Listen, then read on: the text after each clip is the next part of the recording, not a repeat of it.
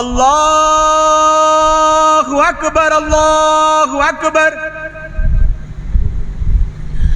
أشهد أن لا إله إلا الله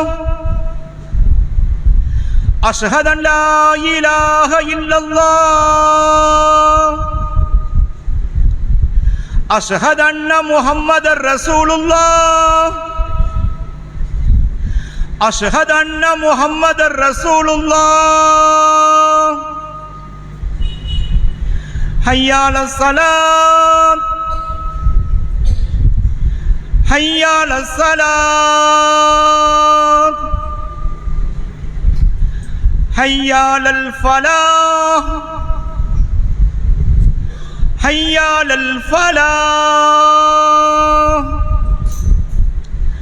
الله أكبر الله أكبر لا إله إلا الله.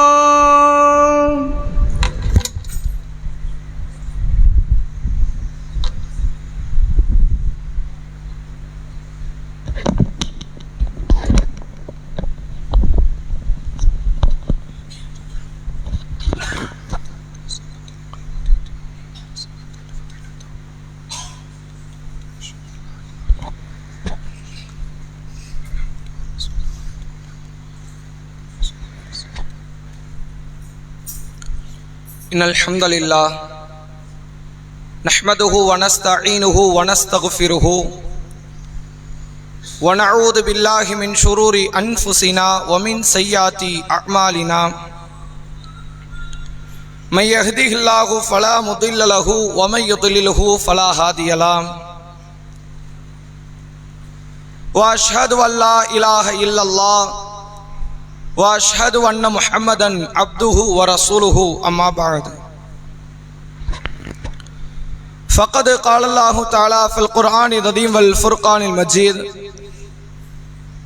فأعوذ بالله من الشيطان الرجيم يا أيها الذين آمنوا اتقوا الله حق تقاته ولا تموتن إلا وأنتم مسلمون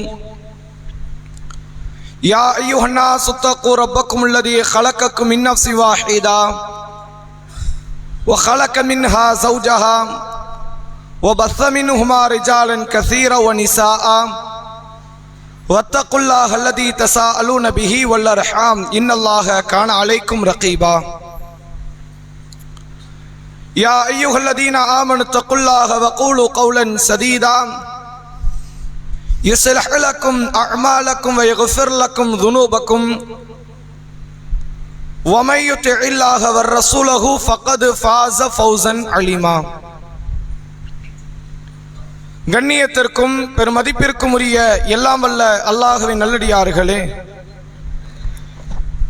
அல்லாஹுடைய பேரருளால் அந்த ஏக இறைவன் புனிதமாக ஆக்கியிருக்கக்கூடிய ஜும்மா தினத்தில் அவனை வணங்கி வழிபட வேண்டும் என்கிற உயர்ந்த சிந்தனையில் நாம் அனைவரும் இந்த சபையிலே ஒன்று திரண்டிருக்கிறோம். உங்களுக்கு மத்தியில் இந்த தருணத்தில் அன்னலாரின் வழிமுறையும் அபூர்வ துவாவின் வழிகேடும் என்கிற தலைப்பின் கீழ் சமுதாயத்தில் தலை தூக்கக்கூடிய மார்க்கத்தில் விரோதமான காரியங்களில் மிக முக்கியமான ஒரு வழிகட்ட சிந்தனையை, செயலை குறித்து இந்த தருணத்திலே நாம் அறிந்து கொள்ள கடமைப்பட்டு இருக்கிறோம். அபூர்வ துவாவின் வழிகேடு என்று சொன்னவுடன் பிரார்த்தனை வழிகேடாக மாறுமா, துவாக்கள் வழிகேடாக மாறுமா என்பதை சில மக்கள் எண்ணலாம். அதை வழிகேடு என்று சொல்வதே தவறு என்று கூட சிலர் புரிந்து கொண்டிருக்கலாம். ஒருபோதும் துவாவோ பிரார்த்தனையோ வழிகேடு என்று ஆகாது. திருமறை குர்ஆனிலே அல்லாஹ் சொல்கிறான், இதா சஅலக இபாதி அன்னி ஃபஇன்னி கரீப். என்னை பற்றி நபியே உம்மிடத்தில் என்னுடைய அடியார்கள் கேட்டால் நான் அருகில் இருக்கிறேன் என்று சொல்லுங்கள். உஜீபு தாவத்த தாயிதே இதா தாஆனி. அழைப்பவர்கள் என்னை அழைக்கட்டும், நான் அதற்கு பதிலளிக்கிறேன் என்று அல்லாஹ் சொல்கிறான். என்னையே நம்பட்டும், என்னிடமே அழைக்கட்டும், லஅல்லஹும் யர்ஷுதூன். அல்லாஹ்விடத்தில் துஆ செய்வதால் மட்டும்தான் அவர்கள் நேர்வழி அடைவார்கள் என்கிறான் அல்லாஹ். நேரடி எதிரான தலைப்பு. என்கிட்ட துஆ செய், அவன் நேர்வழி அடைவாங்கிறான் குர்ஆன்ல. அபூர்வ துஆ வழிகேடு அப்படின்னு தலைப்பு போட்டு நேர் எதிரான ஒரு பதத்தை உருவாக்குவதை போன்று இந்த தலைப்பு உங்களை ஆச்சரியப்படுத்தி இருக்கலாம். துஆ ஒருபோதும் வழிகேடு கிடையாது, அது நேர்வழி. அல்லாஹ்விடத்தில் ஒருவன் மன்றாடுகிறான் என்றால், பிரார்த்தனை செய்கிறான் என்றால், அவன் கட்டாயம் நேர்வழிக்குரிய பாதையில் மட்டும்தான் இருக்கிறான். நபி அவர்கள்ட்ட ஒரு நபித்தோழர் வந்து கேட்கிறார், அல்லாஹ்வுடைய தூதரே, அறியாமை காலத்தில் ஒரு மனிதர் மௌத்தாகி விட்டார். அந்த மக்காவில் வாழ்ந்த பிரபலியமான மனிதர்களில் ஒருவர். எந்த அளவிற்கு பிரபலியம்னா அபூபக்கரை போன்று ரலியல்லாஹு அன்ஹு. ஏன் அபூபக்கரை போன்று என்று சொல்கிறோம்னா, உறவை பேணியவர், ஏழை எளியவர்களுக்கு உணவளித்தவர், தன்னுடைய அண்டை வீட்டார்களுக்கு மதிப்பளித்தவர், பெற்றோர்களை பராமரித்தவர் என்று ஏராளமான நன்மைகளை செய்த அறியாமை காலத்தில் ஒருவர் மௌத்தாகிவிட்டார். அபூபக்கர் ரலியல்லாஹு அவர்களும் அறியாமை காலத்தில் அந்த காரியத்தை பண்ணவர் தானே. பல நபித்தோழர்களும் அதை செய்தவர்கள் தானே. அது போன்ற செயலில் ஈடுபட்ட ஒருவர் அறியாமை காலத்தில் மௌத்தாகி விட்டார் அப்படின்னு ரசூலுல்லாஹ் கிட்ட ஒரு நபித்தோழர் கேட்கிறார். இந்த செய்தி சஹீஹ் முஸ்லிமில் பதிவு செய்யப்பட்டிருக்கிற ஆதாரப்பூர்வமான நபிமொழி. நபிகளாட்ட அவர் தொடர்ச்சியாக கேட்கிறார், அல்லாஹ்வுடைய தூதரே, இப்போது அவர் எங்கே இருப்பார்? நபிகளார் சொல்கிறார்கள், அவர் நரகவாசி. ஏன் என்று சொன்னால், இறைவா, என்னை விசாரணை நடைபெறக்கூடிய நாளில் மன்னித்து விடு என்று இவர் கேட்காமல் மௌத்தாகி விட்டார். ரசூலுல்லாஹ் என்ன காரணம் சொல்றாங்க? ஈமான் தான் பிரதானம். ஈமான் இல்லங்கிறத ரசூலுல்லாஹ் எப்படி சொல்றாங்கன்னா, அவர் துஆ செய்யல. இல்ல, ஒரு நாளாவது வாழ்நாள் அல்லாஹ்ட்ட கேட்டிருப்பாரே, அல்லாஹ் என்ன மறுமையில தண்டிச்சிராத, நரகம் தந்து விடாதே, சொர்க்கத்தில் அனுப்பு என்று அவர் கேட்டிருப்பாரா? கேட்கல. அவர் நரகவாசி தான். அவர் ஏழைகளுக்கு உணவளித்திருக்கலாம், விருந்தாளிகளுக்கு விருந்துபச்சாரம் செய்திருக்கலாம், அண்டை வீட்டாரை கவனித்திருக்கலாம், பெற்றோரை பராமரித்திருக்கலாம், எதை வேண்டுமானாலும் செய்திருக்கலாம். அல்லாஹ்விடத்தில் அவர் துஆ செய்யவில்லை. துஆ செய்யாதவர்கள் வழிகேடர்கள். அல்லாஹ்விடத்தில் மறுமை நாளை பற்றிய அச்சம் இல்லாமல், பயம் இல்லாமல், மன்னிப்பு கேட்காமல், பாதுகாப்பை கேட்காமல் ஒருவர் மரணித்திருக்கிறார். அவர் எப்படி சொர்க்கம் அடைவார் என்கிற விதத்தில் நபி அவர்கள் சொல்கிறார்கள், துஆ செய்யாத அவர்கள் நரகவாசி என்றார்கள். திருக்குர்ஆனை இந்த செய்தியை ஆமோதிக்கிற விதத்தில் அல்லாஹ் ஒரு வசனத்தில் சொல்கிறான், உதூ ரப்பக்கும், மக்களை உங்கள் இறைவனிடத்தில் நீங்கள் துஆ செய்யுங்கள். இந்த துஆவை விட்டு யார் பெருமை அடிக்கிறார்களோ, அல்லாஹ் எப்படி சொல்கிறான், வழிபாடுகளை விட்டு பெருமை அடிக்கக்கூடியவர்கள் நரகவாசிகள், இழிவடைந்தவர்கள் என்கிறான் அல்லாஹ். ஒருத்தன் நான் துஆவே பண்ண மாட்டேங்கிறான், நீங்க நான் அல்லாஹ்ட்ட கேட்கல மாட்டேன், எனக்கு போதுமான அளவுக்கு இருக்குது எல்லாம், நான் ஏன் கேட்கணும், அவனுக்கு தெரியாதா? அல்லாஹ்வா தரமாட்டானா? நான் துஆ செய்ய மாட்டேன் என்று ஒருவன் சொன்னான் என்றால் அவன் பெருமை அடிப்பவன். அவன் யார்? இந்த இஸ்லாமிய மார்க்கத்தில் மனிதர்களோடு பெருமை அடிப்பவன் அல்ல, அல்லாஹ்வோடு பெருமை அடிக்கிறான். மனிதர்களோடு பெருமை அடிப்பவனுக்கு நரகம் தான். அவன் தப்பிப்பான்னு நினைக்க கூடாது. மனிதர்களோடு பெருமை அடிப்பாங்கல்ல, நான் பெரிய பணக்காரன், நீ ஏழை, நான் படிச்சவன், நீ தற்குறி என்று பெருமை அடிப்பார்களே, இந்த பெருமைக்கு அல்ல நரகத்தை தருவான். இவன் யாரு கூட பெருமை அடிக்கிறான்? உன்கிட்ட கேட்கணும்னு அவசியமா? உன்கிட்ட கேட்பானா என்று ஒருவன் துஆ செய்யாமல் புறக்கணிப்பானே ஆனால் அவன் வழிகேடன், அவன் பெருமை அடிப்பவன், அவன் மறுமையில் நஷ்டவாளி என்கிற விதத்தில் துஆ செய்யாதவர்களுக்கு மட்டுமே குர்ஆன் ஹதீஸ் இவ்வளவு கண்டனங்களை தெரிவிக்கிறது. துஆ அவசியம். ஆனால் இந்த காயல்பட்டின நகரில் நடைபெறக்கூடிய துஆ என்பது மார்க்கம் சொன்ன துஆவுக்கு நேர் எதிரானது. அப்படி என்ன துஆ செய்கிறார்கள் என்று கேட்டால், ரஜபுடைய மாதம் வந்துவிட்டால் புகாரி மஜ்லிஸ் என்ற ஒன்றை உருவாக்குகிறார்கள். இது இன்று நேற்று உருவானது இல்லை என்று அவர்களே சொல்லுவார்கள். 100 ஆண்டுகள் பழமை பெற்ற ஒரு காரியம். குர்ஆன் ஷரீஃபுக்கு அடுத்தது எது என்றால் அது புகாரி ஷரீஃப். அதுல மாற்றமே கிடையாது. குர்ஆன் அல்லாஹ்வுடைய வேதம், ஹாஃபில்களால் 1400 ஆண்டுகளாக பாதுகாக்கப்படுகிற பரிசுத்த வேதம். நபிகளாருடைய பொன்மொழிகளில் எத்தனையோ பல கிதாபுகள் வந்திருக்கிறது. புகாரி, முஸ்லிம், அஹமது, இப்னு மாஜா, அபுதாவுத், தாரமி என்று பலரும் பல விதங்களில் வந்திருக்கிறது. அது அனைத்தையும் விட மிக மேன்மை பெற்ற ஒரு புத்தகம் என்றால் இமாம் புகாரி ரஹிமஹுல்லாஹ் எழுதிய சஹீஹ் புகாரி என்கிற புத்தகம். அந்த புகாரி ரஹிமகுல்லாவினுடைய காரியத்தை பறைசாற்றுகிறோம், புகழ்கிறோம் என்ற பெயரிலும் புகாரியில இடம்பெறக்கூடிய 7000 சொச்ச செய்திகளை ரஜபுடைய மாதத்தில் ஒவ்வொரு நாளும் காலை வேளையிலோ இரவு வேளையிலோ இருந்து அந்த ஹதீஸுகளை அரபியிலே படிக்கிறார்கள். குர்ஆனை வாசிக்க சொன்னாங்கல்ல ரசூலுல்லாஹ், இக்ரவுல் குர்ஆன் ஃபஇன்னஹு யாத்தி யௌமல் கியாமத்தி ஷஃபியன் லி அஸ்ஹாபிஹி, குர்ஆனை படியுங்கள், மறுமையில் அதை ஓதியவருக்கு பரிந்துரை செய்யும் என்றார்கள் நபி அவர்கள். குர்ஆனை ஓதினால் ஒரு எழுத்துக்கு 10 நன்மை வீதம், ஒவ்வொரு எழுத்திற்கும் இவ்வாறு நன்மைகள் வழங்கப்படும் என்றார்கள். தொடர்ச்சியாக சொன்னார்கள், அலிஃப் லாம் மீம் லா ஹர்ஃபுன், அலிஃப் லாம் மீம் என்பது ஒரு எழுத்து அல்ல, வலாக்கின் அலிஃபுன் ஹர்ஃபுன் வலாமுன் ஹர்ஃபுன் வ மீமுன் ஹர்ஃபுன், மாறாக அலிஃப் ஒரு எழுத்து, லாம் ஒரு எழுத்து, மீம் ஒரு எழுத்து, ஒவ்வொரு எழுத்துக்கும் 10 நன்மை வழங்கப்படும் என்று நபி அவர்கள் சொன்னார்கள். குர்ஆனுக்கு கொடுக்கப்பட்ட அந்த மாண்பை சஹீஹ் புகாரிக்கு கொடுக்கப்பட்டதை போன்று வாசிப்பார்கள். ஒரு மாத காலம் 7000 சொச்ச செய்திகளும் படித்து விடுவார்கள் அரபியில். படித்து முடித்து விட்டு அன்றைய இரவு பொழுதில் மகரிபுக்கு பிறகோ இஷாவுக்கு பிறகோ ஒவ்வொரு நாளும் ஏதாவது ஒரு செய்தியை வைத்து விளக்கம் தருவார்கள் மக்கள் மத்தியில், மார்க்க பிரச்சாரம். இப்படியே ஒரு மாத காலம் முடிகிறதா. இதனுடைய இறுதியில் புகாரி மஜ்லிஸ் என்ற அந்த தலைப்பில் அபூர்வ துஆவை ஒன்றை இந்த காயல்பட்டின மாநகரில் சுன்னத் வல் ஜமாத் மக்களால் ஆண்டாண்டு காலமாக நடைபெற்றுக் கொண்டிருக்கிறது. நாளைக்கு அபூர்வ துஆ மக்கள் எல்லாம் அது ஒரு பெருநாள் தினத்தை போன்று கொண்டாடுகிறார்கள். ஆச்சரியம் என்னன்னா, குர்பானி தினத்துக்கு கூட வெளிநாட்டிலிருந்து வராதவர்கள், நோன்பு பெருநாள் தினத்தில் கூட வெளிநாட்டிலிருந்து வராதவர்கள், ரமலானுடைய காலங்களில் கூட வெளிநாட்டிலிருந்து வராதவர்கள் எல்லாம் நாளைய தினத்துக்காக இன்றைக்கு வந்திருக்கிறாங்க. இந்த ஊர்ல மக்கள் எல்லாம் ஒன்று கூடுகிறார்கள்.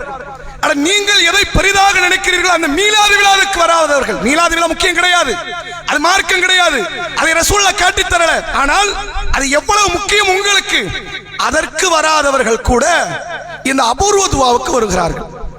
அப்படி என்ன அபூர்வ துஆ என்றால், இந்த காயல்பட்டின நகரில் இருக்கக்கூடிய அவர்கள் யாரை இந்த நாளில் துஆ செய்ய வேண்டும் என்று முடிவெடுக்கிறார்களோ அவர்கள் பிரார்த்தனை செய்வார்கள். சில மணி நேரங்கள் இந்த பிரார்த்தனை நீடிக்கும். அல்லாஹ்ட்ட தான் துஆ செய்றாங்க, அவங்க அவுலியாட்ட கேட்கல. யார்ட்ட கேட்கல? முஹீதீன் அப்துல் காதர் ஜீலானிட்ட அவங்க கேட்கல, அல்லது நாகூரில் இருக்கிற ஷாகுல் அமீது ரஹிமகுல்லாவிடத்தில் அவர்கள் கேட்கவில்லை, அஜ்மீரில் அடக்கம் செய்யப்பட்டிருக்கிற மகான் என்று போற்றப்படக்கூடிய அவர்கிட்ட கேட்கல. அவர்கள் யார்கிட்ட கேட்கிறாங்க? உண்மை இறைவன், ஏக நாயன், வல்ல இறைவன் அல்லாஹ்விடத்தில் மட்டும்தான் கேட்கிறார்கள். ஆனால் அந்த துஆவுக்கு ஏதோ தனி சிறப்பு இருப்பதாக மக்களால் எண்ணப்படுகிறது. இந்த துஆவுக்கு எப்படி வராங்கன்னா, காயல்பட்டினத்தில் உள்ள மக்கள் வெளிநாட்டிலிருந்து வர்றது மட்டும் இல்ல, வேறு வேறு ஊருக்காரர்கள் வண்டி பிடிச்சு வருவாங்க. கேரளால இருந்து ஒரு குரூப் ஒரு நாளைக்கு, வேறு வேறு மாவட்டத்திலிருந்து, ஊர்களில் இருந்து, வேறு மாநிலங்களில் இருந்து மக்கள் இந்த பிரார்த்தனையை தேடி வருவார்கள். இது இஸ்லாமிய வழிமுறையா? இத கேள்வி. கூட்டு துஆ கூடுமா கூடாதா அது ரெண்டாவது வச்சுக்கோ. இப்படி ஒரு பிரார்த்தனைக்கு ஒரு அபூர்வம் இருக்கிறது என்று மக்கள் எண்ணுகிறார்களே, இது இஸ்லாமிய வழிமுறையா என்று கேட்டால் கிடையாது. ஏன் கிடையாது? ரசூலுல்லாஹ் திட்டவட்டமா சொல்லிட்டாங்க, நன்மையை தேடி ஒரு ஆலயத்தில் ஒரு அமலில் நீங்கள் படை திரளுவதாக இருந்தால் உலகத்தில் 3 ஆலயத்திற்கு செல்லணும். நாங்க ரசூலுல்லாஹ் சொல்றாங்க, மஸ்ஜிதுல் ஹரம், நீங்க ஹஜ் உம்ரா பண்ணனும் அங்க போகலன்னா நடக்காது, ஹரமுக்கு போங்கங்கறாங்க ரசூலுல்லாஹ். அது ஏனைய பள்ளியை விட பல்லாயிரக்கணக்கான லட்சக்கணக்கான நன்மைகளை பெற்று தரக்கூடியது அந்த பள்ளி. இரண்டாவது எது? நபி அவர்கள் கட்டி எழுப்பிய மதீனா நகரத்திலே முதன்மை பள்ளியாக இருக்கிற மதீனத்து பள்ளிவாசல், மஸ்ஜிது நபவி என்கிற அந்த பள்ளிவாசல் உலகத்தில் நீங்கள் ஏனைய பள்ளிகள் தொழுவதை விட, அமல் புரிவதை விட 1000 மடங்கு சிறப்பு வாய்ந்தது அந்த பள்ளி. ரசூலுல்லாஹ் மூன்றாவதா ஒரு பள்ளி சொல்றாங்க. அது எது தெரியுமா? பாலஸ்தீன மக்களுக்கு சொந்தமான, பாலஸ்தீனத்திலே இடம்பெற்றிருக்கக்கூடிய அந்த காசா பகுதியில் இருக்கக்கூடிய அந்த பைத்துல் மக்திஸ் என்ற பள்ளிவாசல். இது நபி அவர்கள் சொல்கிறார்கள், உலகத்தில் ஏனைய பள்ளியில் தொழுவதை விட 500 மடங்கு சிறப்பு வாய்ந்த நன்மைகளை பெற்று தரும் என்றார்கள் நபி அவர்கள். மஸ்ஜித் ஹரமுக்கு போங்க, மஸ்ஜித் நபவிக்கு போங்க, பைத்துல் மக்திஸுக்கு போங்க. எதுக்கு போங்க? மற்ற பள்ளியில் தொழுவதை விட கூடுதல் நன்மை அங்க இருக்குது என்ற எதிர்பார்ப்போடு படை திரட்டி கொண்டு போங்க, எல்லாம் மொத்தமா போங்க, அமல் செய்ய போங்க, அல்லாஹ்வுடைய அருளை நன்மையை அதிகப்படுத்தி கொள்வதற்கு போங்க என்று நபி அவர்கள் சொல்லி, இந்த 3ஐ தவிர எதுவுமே புனித பயணங்கள் மேற்கொள்ளப்படக்கூடிய பள்ளி எதுவுமே கிடையாதுன்னு ரசூலுல்லாஹ். அப்ப எப்படி காயல் பண்ண பள்ளி வரும்? காயல் பண்டத்தில் இருக்கிற அபூர்வ துவா எப்படி வரும்? அது மார்க்கத்துக்கு விரோதம் தானே. ரசூலுல்லாஹ் சொல்றாங்க நீங்கள் நன்மையை தாடி பயணிப்பதாக அந்த 3 பலிக்கு வாங்க. இல்ல, 4வதா ஒண்ணு இருக்குது, அதுதான் புகாரி மஜ்லிஸ், அதுதான் அபூர்வ துவா என்று மக்களே நீங்கள் இந்த சபையை நோக்கி வருவீர்களே, ஆனால் இது மார்க்கத்துக்கு உட்பட்ட காரியம் தானா? இதை நீங்கள் புரிந்து கொள்ளணும். ஒரு காரியத்திற்கு அபூர்வம் சேர்க்கிறோம் நீங்கள, நம்ம சேர்க்க கூடாது. யாரு சேர்க்கணும்? அல்லாஹ் சொல்லணும், அல்லாஹ்வுடைய ரசூல் சொல்லணும். அவங்க சொல்லலைன்னா நாம சொல்லக்கூடாது. உதாரணத்துக்கு பாருங்க, மாதம் 12 அப்படிதானே? 12 மாதத்தை 4 மாதம் புனித மாதம் நாங்க ரசூலுல்லாஹ் 4 மாதங்கள் புனித மாதம். எதெல்லாம்? துல்காதா, துல்ஹஜ்ஜி, முஹர்ரம், இது 3 ஒண்ணா வரும். ரஜப் 4 மாதம் என்னது? புனித மாதங்கள். ரசூலுல்லாஹ் அதே மாதிரி ஒரு முறை ஹஜ்ஜத்துல் விதாவிலே மக்களுக்கு உரை நிகழ்த்தும் போது சொல்கிறார்கள், இந்த நகரம் எப்படிப்பட்டது, இந்த நாள் எப்படிப்பட்டது, இந்த இடம் எப்படிப்பட்டது, இந்த மாதம் எப்படிப்பட்டது என்று கேட்டுவிட்டு நபி அவர்கள் சொன்னார்கள், இன்ன திமாஅக்கும் வ அம்வாலக்கும் வ ஆராதக்கும் ஹராமுன் க ஹுர்மத்தி யௌமிக்கும் ஹாதா ஃபீ பலதிக்கும் ஹாதா ஃபீ ஷஹரிக்கும் ஹாதா. இந்த நாள் எவ்வளவு புனிதமோ நகருடைய நாள், இந்த மாதம் எவ்வளவு புனிதமோ துல்ஹஜ் மாதம், இந்த நகரம் எவ்வளவு புனிதமோ மக்கமா நகரம், அந்த நகரத்திற்கு நிகராக, அந்த மாதத்துக்கு நிகராக, அந்த நாளுக்கு நிகராக உங்களுடைய உயிர், உங்கள் பொருளாதாரம், உங்கள் மானம் புனிதம் என்றார்கள் நபி அவர்கள். ஒரு காரியத்துக்கு புனிதம் சேர்க்கிறதா நாம சேர்க்க கூடாது. அல்லாஹ் ரசூல் சொல்லணும். வெள்ளிக்கிழமை சிறந்த நாள்ல நம்மள சொன்னோம், ரசூலுல்லாஹ் சொன்னாங்க. ஏன் இந்த நாள் சிறந்த நாள்? ஆதம் நபி படைக்கப்பட்டார்கள், சூனத்தில் அனுப்பப்பட்டார்கள், சூனத்திலிருந்து வெளியேற்றப்பட்டார்கள். இந்த உலகம் அழிக்கப்படுவது வெள்ளிக்கிழமை. எனவே நாட்களில் சிறந்தது, கிழமைகளில் சிறந்தது வெள்ளிக்கிழமை என்றார்கள். ஒரு காரியத்திற்கு புனிதம் என்று சொல்வதாக இருந்தால் அல்லாஹ் சொல்லணும், அல்லாஹ்வுடைய ரசூல் சொல்லணும். அல்லாஹ்வும் சொல்லல, அல்லாஹ்வுடைய ரசூலும் சொல்லல. ஒன்றை நாம் புனிதம் என்று நினைத்தால் அது வழிகேடு. அதுக்கு என்ன ஆதாரம்? ரசூலுல்லாஹ் தபுக் யுத்தத்துக்கு போறாங்க. ரசூலுல்லாஹ் கலந்து கொண்ட மிகப்பெரிய யுத்தங்களில் இறுதி யுத்தம் தபுக் யுத்தம். ஹிஜ்ரி 10 நடைபெறுகிறது. ரசூலுல்லாஹ் அந்த யுத்தத்துக்கு முன்னாடி சொல்லிட்டாங்க, இப்ப நம்ம போறது எங்க? தபுக். தொலைதூர பயணம், மாச கணக்கில் போறோம், எல்லாரும் ரெடி ஆயிக்கங்கன்னு சொல்லி ஏராளமான பல்லாயிரக்கணக்கான நபித்தோழர்களை திரட்டி கொண்டு ரசூலுல்லாஹ் அந்த போர்க்களத்துக்கு போறாங்க. இந்த போர்க்களத்தில் கலந்து கொண்டவர்கள் நபித்தோழர்கள் 2 சாரார். ஒரு சாரார் ரசூலுல்லாஹ்வோடு பல ஆண்டுகள் இஸ்லாத்தில் பயணித்து நன்மை எது தீமை என்று விளங்கி, கொள்கை எது என்பதை விளங்கி வாழக்கூடிய சாராரும் இருக்கிறார்கள். இன்னைக்கு நேத்துக்கு இஸ்லாத்தை ஏத்துக்கிட்ட அடிப்படை கூட அறிந்து கொள்ளாத நபித்தோழரும் இருக்கிறார்கள். புதுசா வர்றவங்களுக்கு தெரியாது இல்ல. இப்போ ஒரு மாற்று மதத்தவர் இருக்கிறார், அவர் பார்க்கிறார், இஸ்லாமியர்கள்ல கருப்பு வெள்ளை பார்க்க மாட்டேங்கிறாங்களே, தங்கமான மக்களா இருக்கிறாங்களா, நல்ல கொள்கையா இருக்குன்னு வந்துட்டார். அவர் வந்தது எதுக்கு தான்? தீண்டாமை நிராகரித்தது இஸ்லாம்ங்கிற ஒற்றை காரணத்தை வச்சு வந்திருப்பார். வந்துட்டு உள்ள வந்து பார்க்கிறார், எங்கப்பா தொழுதுகிட்டு இருக்கீங்க, உங்க அல்லாஹ்வை காணுமேன்னு கேட்பார். உடனே நம்ம அவரை காஃபிர்னு சொல்லுவோம்? கிடையாது. இல்ல உனக்கு புரியல, நாங்க அல்லாஹ்வை உருவம் இருந்தாலும் அவனுடைய உருவம் நமக்கு தெரியாது என்ற அடிப்படையில் ஒரு திசையை நோக்கி நாங்கள் வணங்கி கொண்டிருக்கிறோம் என்று அவருக்கு விளக்கம் கொடுப்போம். அடுத்து ஒவ்வொன்றும் கேட்பார், என்ன நோன்பு இது, என்ன தொழுகை இது, என்ன ஹஜ் இது, எல்லாத்தையும் கேட்பார். எல்லாத்தையும் விளக்கம் கொடுக்கணும். ஆனால் அவர் இஸ்லாத்தில் இருக்கிறார். இதே மாதிரி ரசூலுல்லாஹ் தபுக் யுத்தத்துக்கு போறாங்க. போகிற வழியில ஜாத்துல் அன்வாத் என்ற ஒரு மரம் இருக்கிறது. அந்த நெடுகால பயண தூரத்துல அந்த மரம் என்ன மரம் தெரியுமா? காஃபிர்கள் யுத்த களத்திற்கு செல்லும் பொழுது தங்களுடைய ஆயுதங்களை, கவச உடைகளை அந்த மரத்திலே கட்டி தொங்க விடுவார்கள் சிறிது நேரம். ஏன்? அந்த மரத்திலிருந்து ஒரு பவர் வருதான், அது அந்த ஆயுதத்தில் இறங்குதான். பிறகு ஆயுதத்தை எடுத்துட்டு போய் சண்டை போட்டா கண்டிப்பா வெற்றி நமக்கு தான் என்று காஃபிர்கள் எண்ணிக்கொண்டு இருந்தார்கள். இப்ப என்ன ஆகுது தெரியுமா? புதுசா இஸ்லாத்துக்கு வந்துட்டாங்கல்ல, அவங்க கேட்கிறாங்க நபி இடத்துல, அல்லாஹ்வுடைய தூதரே, அவர்களுக்கு ஒரு தாத்துல் அன்வாத் இருப்பதை போன்று எங்களுக்கு ஒரு தாத்துல் அன்வாத்தை ஏற்பாடு பண்ணி தரலாமேன்னு கேட்கிறாங்க.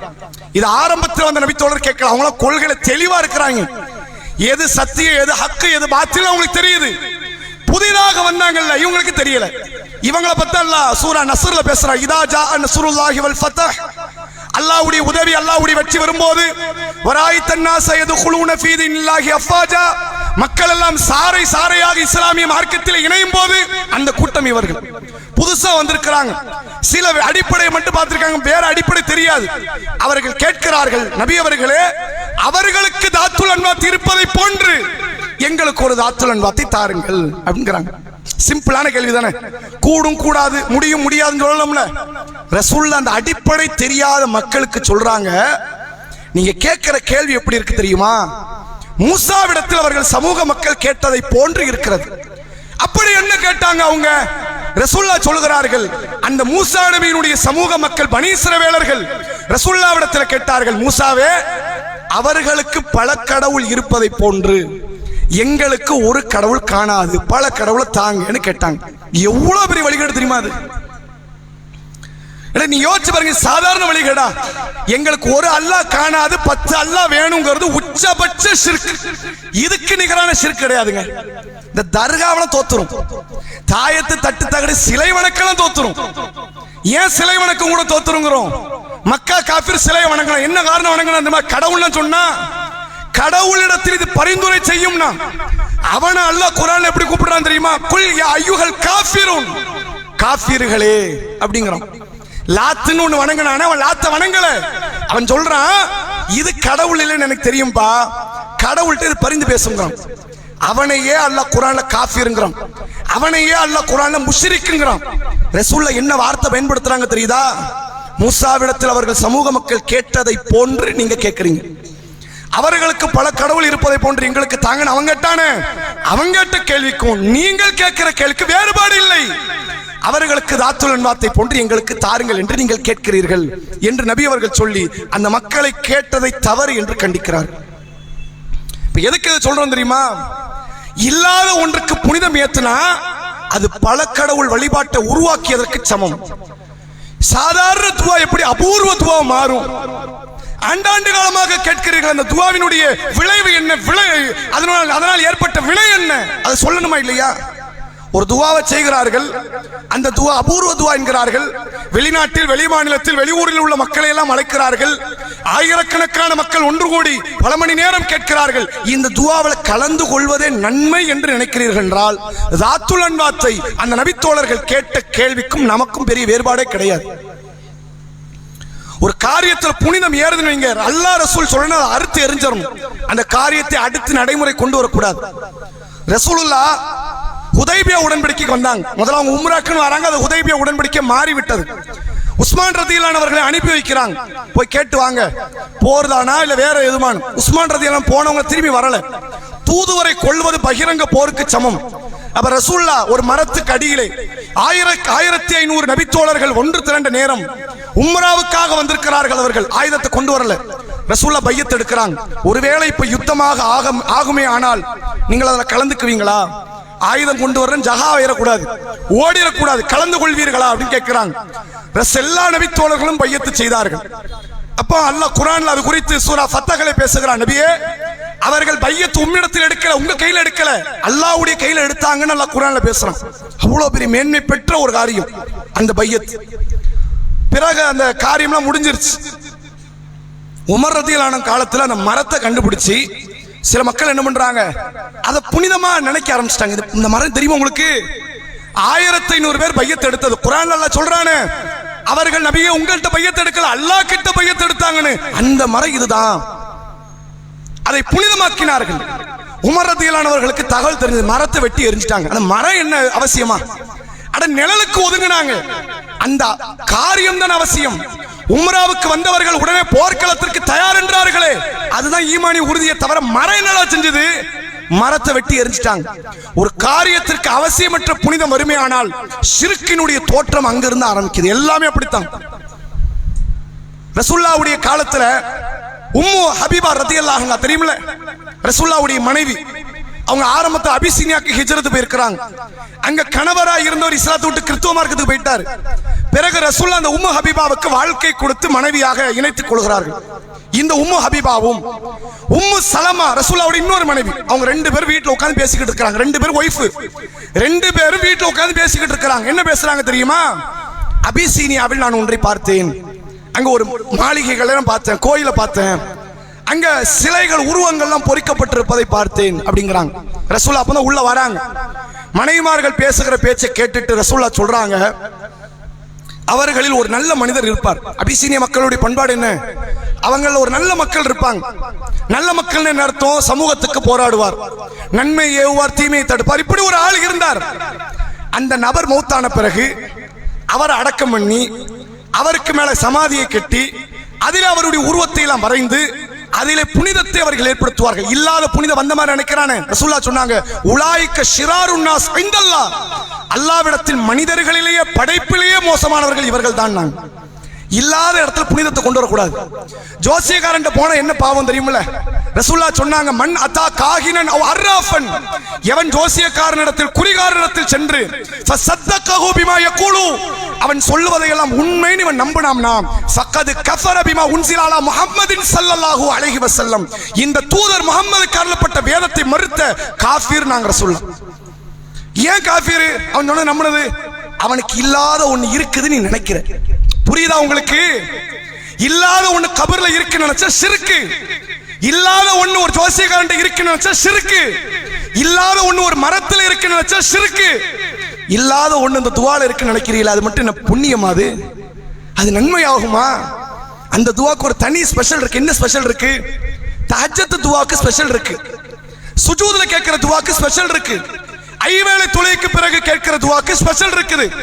நீங்கள் பயணத்தில் இருந்தாலோ, நோயாளியாக இருந்தாலோ, பாதிக்கப்பட்டிருந்தாலோ நீங்கள் கேட்கிற துவால ஸ்பெஷல் இருக்கு. ஏன்? இதை நாம சொல்லல, அந்த புனிதம்னு ரசூலுல்லாஹ் சொன்னாங்க.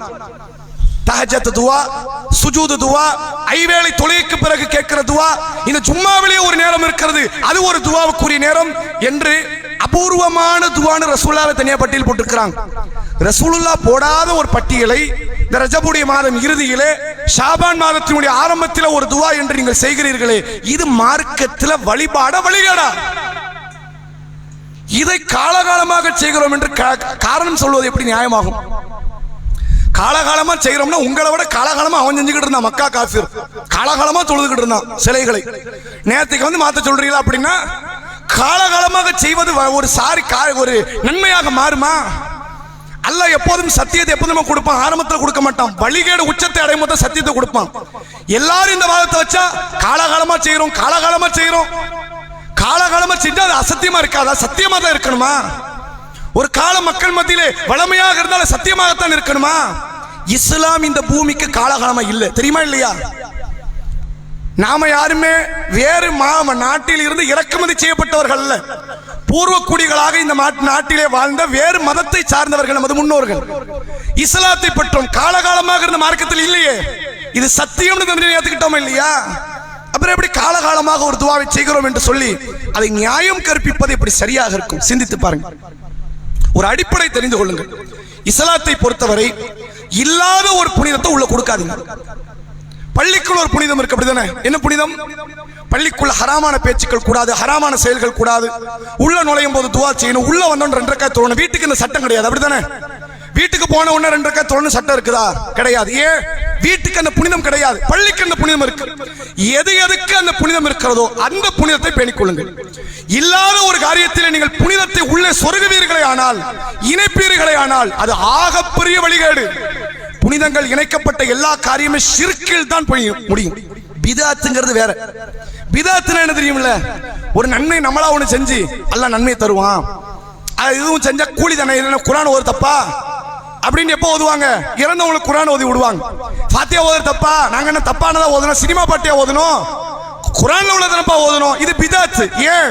ரசூலுல்லாஹ் செய்யாத ஒரு காரியத்தை செஞ்சு அல்லாஹ் கிட்ட மறுமையில் நன்மை கிடைக்கணும், பிதாத். ஆனால் ஒரு காரியத்தை நபி செய்யாத ஒன்று செய்து அல்லாஹ்வுடைய அருள் வளம் இறங்குது நினைக்கிறீல்ல, இது ஷிர்க். உங்களை எங்க அழைச்சிட்டு போகுது? இணை வைப்பை நோக்கி. அல்லாஹ் திருக்குர்ஆனிலே சொல்கிறான், இன்னல்லாஹ லா யக்ஃபிரு அய்யுஷ்ரக பிஹி, தனக்கு இணை கற்பிக்கப்படுவதை அல்லாஹ் ஒருபோதும் மன்னிக்க மாட்டான். வ யக்ஃபிரு மா தூன தாலிக லிமன் யஷா, அதற்கு கீழ் நிலையில் உள்ள பாவத்தை தான் நாடியவருக்கு அல்லாஹ் மன்னிப்பான். இவ்வளவு பயங்கரமான ஒரு காரியத்தை ஆண்டாண்டு காலமாக நாங்கள் செய்கிறோம் என்று ஆதாரம் பிடிப்பது எப்படி சரியாகும்? இப்போ சொல்றோம், அல்லாஹ்ட்ட கேளுங்க, சதா கேளுங்க. இப்படி ஒரு மேடையை போட்டு ஒருவர் கேட்க மற்றவரால மற்றவரெல்லாம் சேர்ந்து கேட்க அதற்கு ஆமீன் சொல்ல உடனே அல்லாஹ்வுடைய அருள் வளம் இறங்கும் என்ற ஒரு நம்பிக்கை இருக்கிறது. இது வழிகேடு என்பதை நீங்கள் ஒரு காலம் மறந்து விடாதீர்கள். அல்லாஹ் ரப்புல் ஆலமீன் நம் அனைவரையும் இத்தகைய வழிகட்ட சிந்தனையிலிருந்து பாதுகாப்பானாக. வாஹிரு தஅவானா அல்ஹம்துலில்லாஹி ரப்பில் ஆலமீன். அஸ்ஸலாமு அலைக்கும் வரஹ்மத்துல்லாஹி வபரகாத்துஹு.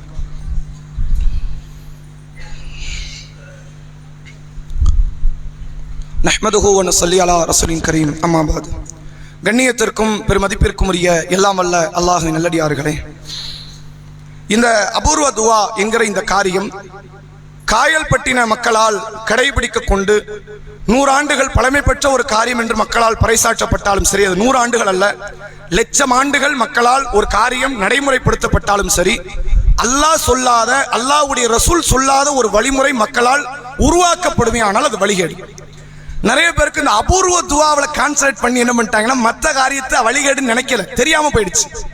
எதெல்லாம் வழிகேடு தெரியுமா? தப்லீக் ஜமாத் சகோதரர்கள் சிலர் இருக்கிறாங்க, அங்க போறவங்களும் உண்டு, அதை நிராகரிக்கிறவங்கள தப்பு பாய் போக கூடாது, அபூர்வ துவா தப்பு போகவே கூடாதும்பாங்க. யாரு?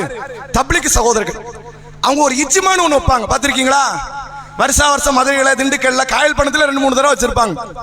இஜ்மான்னு சொல்லி மக்களை திரட்டுவாங்க, பல்லாயிரக்கணக்கான ஆண்களை திரட்டிடுவாங்க. நோக்கம் என்ன? நாங்க திரட்டினது மக்களுக்கு மார்க்கத்தை சொல்ல, தப்பு கிடையாது. மக்களுக்கு எதை சொல்ல? மார்க்கத்தை சொல்ல நாங்கள் திரட்டினோம், தவறே கிடையாது.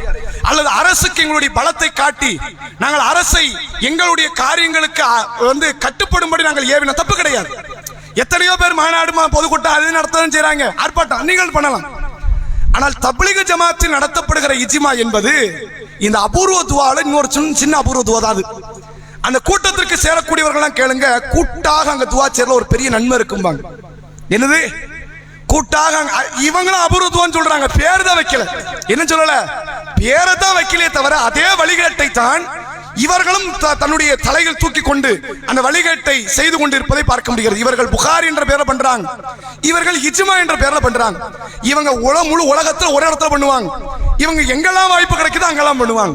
மொத்தத்தில் அது வழிகேடு. இஸ்லாத்தை பொறுத்தவரை துவா என்பது ஒரு அற்புதமான வணக்கம்.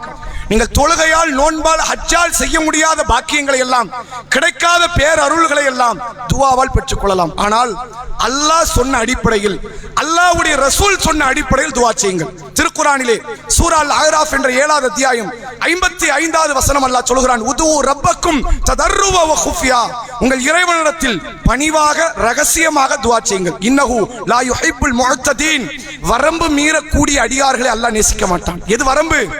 பணிவா கேட்கணுங்கிறது வரம்பு. எது வரம்பு? ரகசியமா கேட்கணுங்கிறது வரம்பு. வரம்ப மீறிட்டீங்களா உங்களை அல்லாஹ் நேசிக்க மாட்டான். நேசிக்கவே இல்லைன்னா துவா எப்படி ஏற்றுக்கொள்வான்? அபூர்வ துவால கேட்பாங்க பாருங்க, நாளைக்கு எங்க ஊர்ல குமர்கள் இருக்கு, யா அல்லாஹ் காப்பாத்து, யா அல்லாஹ் கூடவே சேர்ந்து நம்மன்னு சொல்லணும். குமர்களை தேக்க வச்சதே இவங்க தான், யா அல்லாஹ் போட்டு தள்ளிரு யா அல்லாஹ்னு கேட்கணும். வீடுகள் கட்டி கொடுக்கணுங்கிற கலாச்சாரத்தை இவர்கள் உடைக்க மாட்டார்கள், கைக்கூலி வாங்க வேண்டும் என்ற கலாச்சாரத்தை உடைக்க மாட்டார்கள். ஆனால் வந்து நாடகம் ஆடுவார்கள் பாருங்க. எங்கள் வீட்டில், எங்களுடைய ஊர்ல எவ்வளவு பிரச்சனைகள் இருக்கு தெரியுமா? வெளிநாட்டுக்கு தான் மக்கள் இருக்கிறார்கள், அவர்களை உள்ளூருக்கு கொண்டு வாயா அல்லாஹ், அனுப்புனதே நீங்க தானே பாய். எல்லா வகையான வழிகாட்டையும் நம்முடைய காரியங்களை செய்து கொண்டு ஒரு பிரார்த்தனை என்ற பெயரில் மக்களை மனைமாற்றம் செய்து கொண்டிருக்கக்கூடிய ஒரு காரியம்தான் இந்த அபூர்வ துவா என்பதை மறந்து விடாதீர்கள். இது அபூர்வ துவா இல்லை, இது அபத்த துவா. இது மார்க்கம் காட்டி தந்த துவா அல்ல, மார்க்கத்துக்கு விரோதமான ஆகப்பெரிய வழிகேடு. இந்த துவாவை யாரு ஓதணுங்கிறதுல ஒரு போட்டி நடக்கும். நம்மளை சொல்லுவாங்க சமூகத்தை பிரிச்சுட்டாங்க, புகாரி மஜ்லிஸ் 2ஆ பிரியுதுங்கிறாங்க. யாராவது கேட்டாங்களா? அட இத்தனை ஆண்டு காலம், 40 ஆண்டு காலம் தௌஹீதை சொல்லி மக்களை பிரித்தான் என்று சொல்லக்கூடிய இந்த மக்களை பார்த்து பேசினீர்கள், நீங்க பேச மாட்டீங்களா? உங்களுக்குள்ள 1008 பிளவுகள் இருக்குதா, சொல்ல மாட்டீங்களா? வழிகேடு என்பதற்கான அடையாளம் இதெல்லாம். இந்த அபூர்வ துவா என்பது எந்த ஒரு அடிப்படையிலும் குர்ஆனுக்கு இது ஒத்தது கிடையாது, ஹதீஸுக்கு ஒத்தது கிடையாது. குர்ஆன் ஹதீஸுக்கு அப்பட்டமான நேர் விரோதமான ஒரு காரியம். அல்லாஹ்வுடைய தூதர் அவர்கள் சொன்னார்கள், இன் அஸ்தகல் ஹதீஸி கிதாபுல்லாஹ், வார்த்தைகளில் உண்மையது, உண்மையானது அல்லாஹ்வுடைய வார்த்தை. வ அஹ்ஸனல் ஹதி ஹதி முஹம்மத் ஸல்லல்லாஹு அலைஹி வஸல்லம், காரியங்களில் மிக நல்லது அல்லாஹ்வுடைய தூதரின் காரியங்கள். وشر الأمور محدثاتها وكل محدثة بدعة وكل بدعة ضلالة وكل ضلالة في النار. காரியங்களில் கெட்டது புதுமை, ஒவ்வொரு புதுமை பிதாத், ஒவ்வொரு பிதாத்தும் வழிகேடு, ஒவ்வொரு வழிகேடும் உங்களை நரகத்தில் கொண்டு போய் சேர்க்கும் என்றார்கள். இது பிதாத்தை தாண்டி ஒரு பாவம், ஒரு படி வழிகேட்டில் கூடியது உயர்ந்தது என்பதை இந்த மக்கள் விளங்கிக் கொள்ள வேண்டும். இந்த காரியத்திலிருந்து விலகிக் கொள்ளுங்கள். முழுமையாக அல்லாஹ்விடத்தில் மன்றாடுங்கள், கேளுங்கள். உங்களுடைய பிரார்த்தனை அல்லாஹ் ரப்பல் ஆலமீன் எப்போதும் கேட்பான். எந்த அளவிற்கு என்றால் திருக்குர்ஆனில் அல்லாஹ் சொல்கிறான், யா இபாதி அல்லதீன அஸ்ரஃபு அலா அன்ஃபுசிக்கும், பாவம் செய்த என்னடியார்களே, லா தக்னத்து மின் ரஹ்மத்தில்லாஹ், அல்லாஹ்வுடைய அருளில் நீங்கள் ஒருபோதும் நம்பிக்கை இழந்து விடாதீர்கள். அல்லாஹ் உங்கள் அனைத்து பாவத்தை மன்னிப்பான். நீ என்னனால் பண்ணியிருந்தாலும் சரி, இப்ப திருந்தறையா அல்லாஹ் கண்ணீர் வடி, கையை தூக்கு, நான் மன்னிக்கிறேன்டாங்கிறான். ரப்பு எங்க இருந்தாலும் கேட்க ரெடியா இருக்கிறான். இங்க வந்தால் இந்த சபைக்குத்தான் தனி புனிதம் என்று எண்ணிக்கொண்டு மக்கள் மார்க்கத்திற்கு விரோதமாக சென்று அல்லாஹ்வுடைய கடும் தண்டனைக்கும் கோபத்திற்கும் நாம் ஆளாகிவிடக் கூடாது என்பதை இந்த நேரத்தினுடைய தகவலாக சொல்லிக் கொள்கிறேன். சிறிய அறிவிப்போடு நிறைவு செய்கிறோம். நம்முடைய ஊர்களில் மாட்டினால், அந்த சாலைகளிலே மாடுகள் அலைவதனால் ஏற்படக்கூடிய தொந்தரவுகள், தெருநாய்க்களால் ஏற்படக்கூடிய தொந்தரவுகள், இது நாளுக்கு நாள் அதிகரித்துக் கொண்டே வருகிறது. அப்ப இது குறித்து நாம சம்பந்தப்பட்ட அந்த நிர்வாக துறைகளுக்கும், அதாவது அரசு துறைகளுக்கும் காவல்துறை அதிகாரிகளுக்கும் இது சம்பந்தமான ஒரு கம்ப்ளைண்ட்டை கொடுக்க நாம இருக்கிறோம். இப்போ ஜும்மாவுக்கு பிறகு மாலையிலும் நம்ம கொடுக்க போறோம். அதுல சகோதரர்கள் நீங்கள் பங்கெடுத்துக் கொள்ளுங்கள் என்பதை கேட்டுக்கொள்கிறோம். நாளை மறுநாள் இன்ஷா அல்லாஹ் ஏரலில் வைத்து கல்வி வழிகாட்டி நிகழ்ச்சி நடைபெற இருக்கிறது. 10ஆம் வகுப்பு மற்றும் 12ஆம் வகுப்பு பொதுத் தேர்வை முடிக்கக்கூடிய மாணவர்கள் அடுத்து என்ன படிக்கலாம், எங்கு படிக்கலாம், அவர்களுக்கு விருப்பத்திற்குரிய ஒரு காரியம் எது சிறந்த ஒரு துறையாக அமையும் என்பதை ஒரு வழிகாட்டி நிகழ்ச்சியாக நடைபெற இருக்கிறது. அதிலும் விருப்பம் இருக்கக்கூடிய சகோதரர்கள் கலந்து கொள்ளுங்கள் என்பதை கேட்டுக்கொள்கிறோம். இன்ஷா அல்லாஹ் வரக்கூடிய ஞாயிற்றுக்கிழமை மகரிப் தொழுகையை தொடர்ந்து 6ஆம் மண்ணையில் வைத்து மாபெரும் மார்க்க விளக்க கொங்கராயங்குறிச்சியில் வைத்து மாபெரும் மார்க்க விளக்க பொதுக்கூட்டம் நடைபெற இருக்கிறது. அதிலும் வாகன வசதிகளை ஏற்பாடு செய்கிறோம். விருப்பமுள்ள சகோதரர்கள் சகோதரிகள் இதில் கலந்து கொள்ளுங்கள். அஸ்ஸலாமு அலைக்கும் வரஹ்மத்துல்லாஹி வபரகாத்துஹு.